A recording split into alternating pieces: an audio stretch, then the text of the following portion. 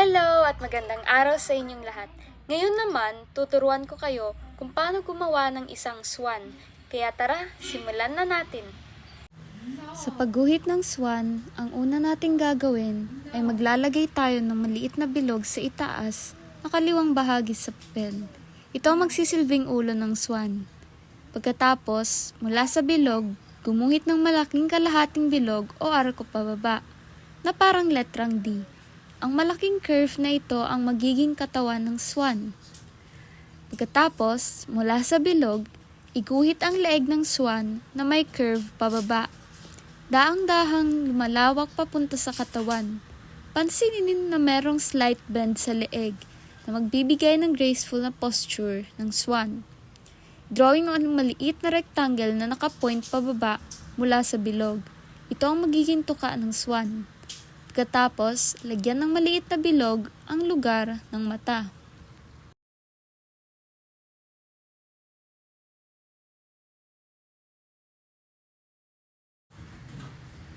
Sa loob ng kalahating bilog ng katawan, gumuhit ng linya mula sa likod ng leeg pababa.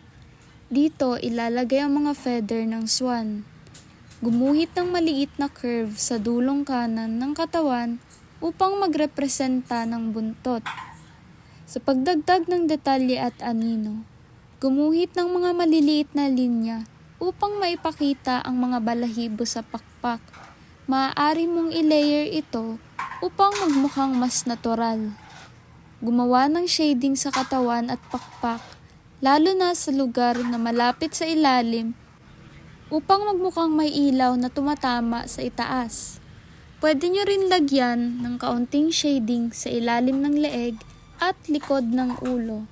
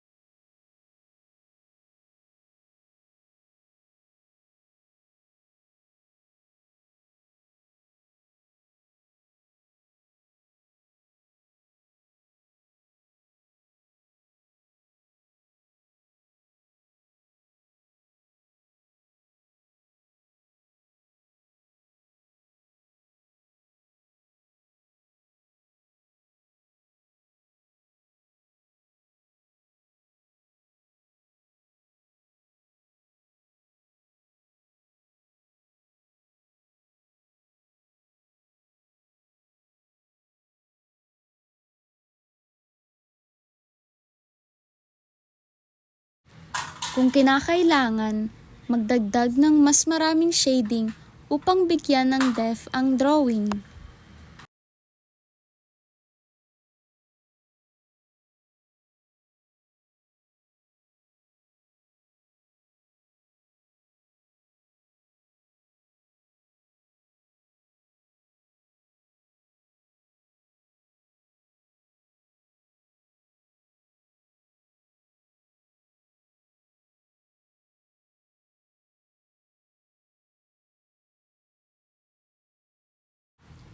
Gumuhit ng ilang horizontal na lines sa ilalim ng katawan ng swan upang ipakita na ito ay lumulutang sa tubig.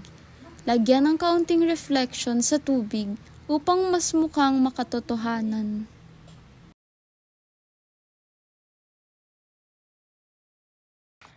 At natapos na din ang ating drawing na napakagandang swan. Kaya sana magamit ninyo lahat ng natutunan ninyo sa ating pagguhit. Kaya huwag kalimutang mag-like at mag-subscribe para sa mas marami pang tutorials. Paalam!